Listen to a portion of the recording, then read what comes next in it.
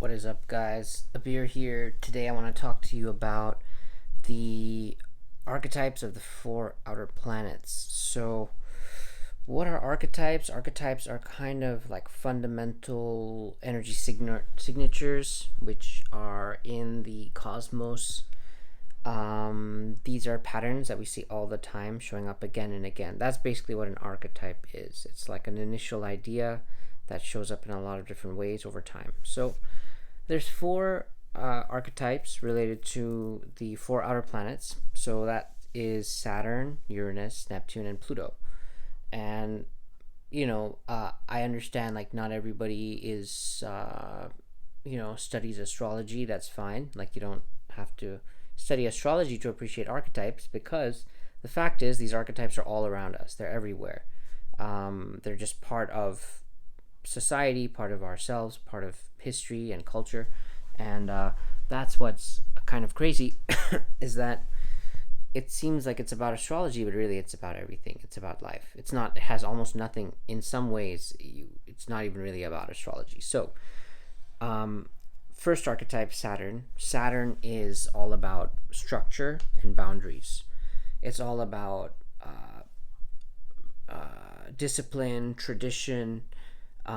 These are words that I'm using to describe an energetic quality, right? And so that's why we say it's an archetype, because the word Saturn is just like a symbol we use to describe this fundamental idea.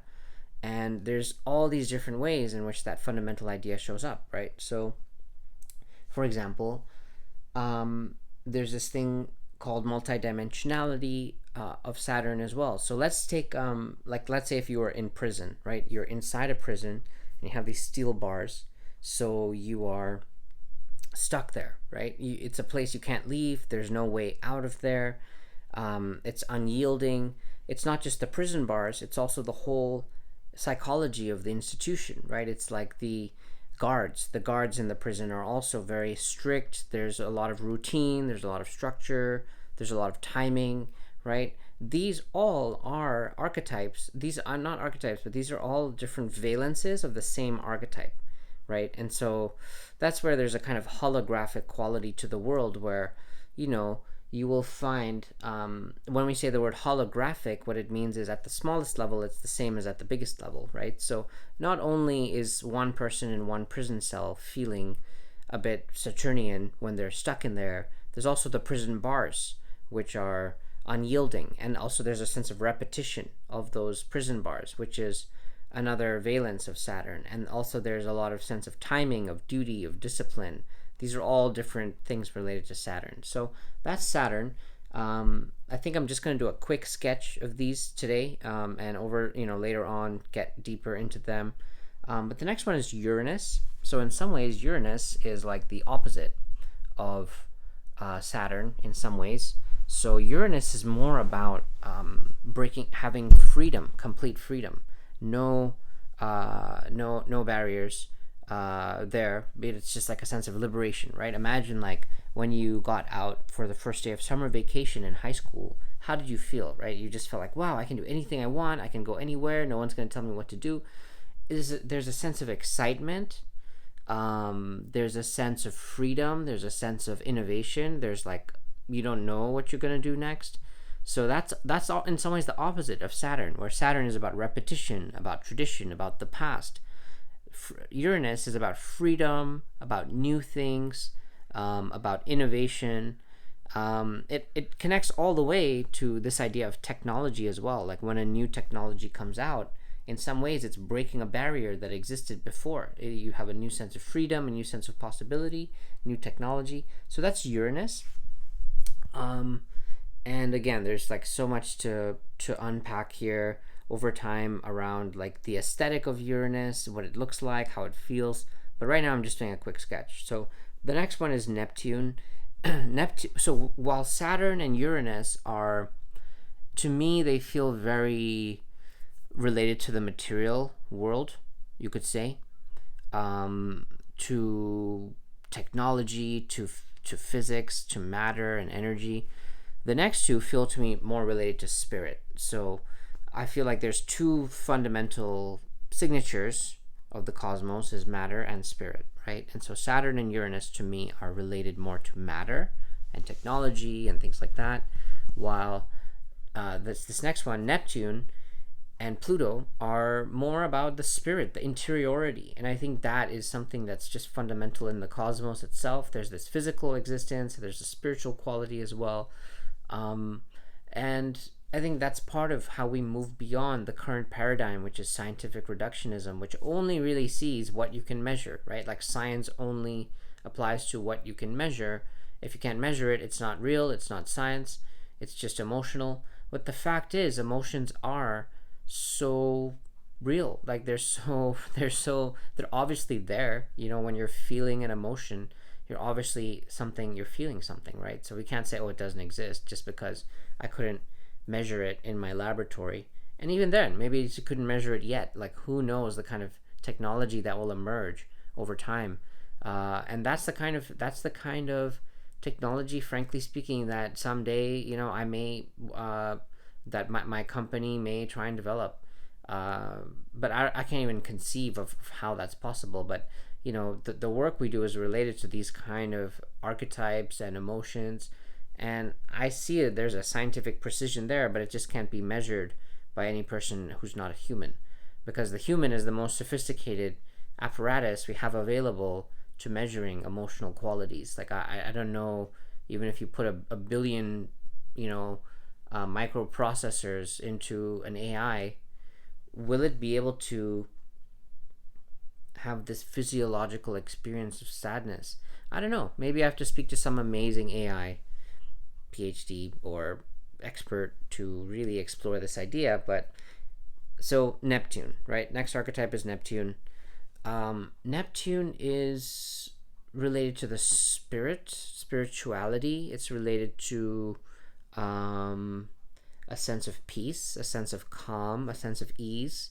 So you imagine like a cup of water, or just the water itself, which is inside the cup. Like, just think of the water, because the cup is like Saturn in a way, because it's a container. So there's water in the cup. Is almost like a Neptune Saturn. But if you just think about water, it's very clean. It's very pure. It, in a way, it brings life. It's refreshing. So this is what Neptune is related to. There's a sense of peace, a sense of calm. When you walk into Gap, and you see clothes which are very kind of simple, and that simplicity is a kind of Neptunian quality. It's not so, as you get more familiar with the archetypes, we can look into like why it's not the other ones. But I think when you walk into a place like Gap, it has that kind of a Neptunian feeling. I think Aesop is a soap company you might see in certain places that feels like Neptune. Anyways, if I think Levi's kind of has a little bit of that. It's very simple. There's a simplicity to the jeans.